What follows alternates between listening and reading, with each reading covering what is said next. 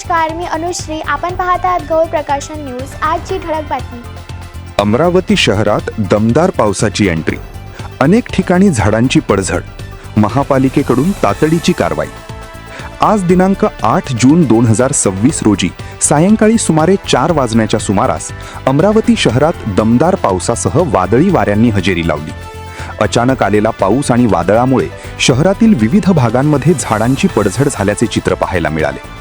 Sabnis plot परिसरातील काली माता मंदिराजवळील एक मोठे वडाचे झाड रस्त्यावर कोसळल्याने काही काळ वाहतुकीत अडथळा निर्माण झाला.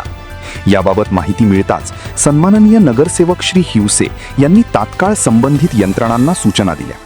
त्यानंतर घटनास्थळी पोहोचून जेसीबीच्या सहाय्याने रस्ता मोकळा करण्याचे काम हाती घेण्यात आले.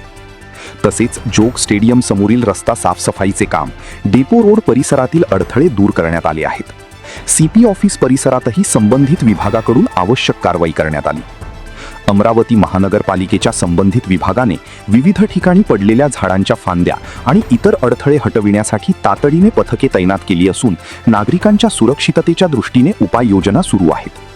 प्रशासनाने नागरिकांना खराब हवामानाच्या काळात अनावश्यक बाहेर पडणे टाळण्याचे तसेच आपत्कालीन परिस्थितीत संबंधित यंत्रणांशी संपर्क साधण्याचे आवाहन केले आहे.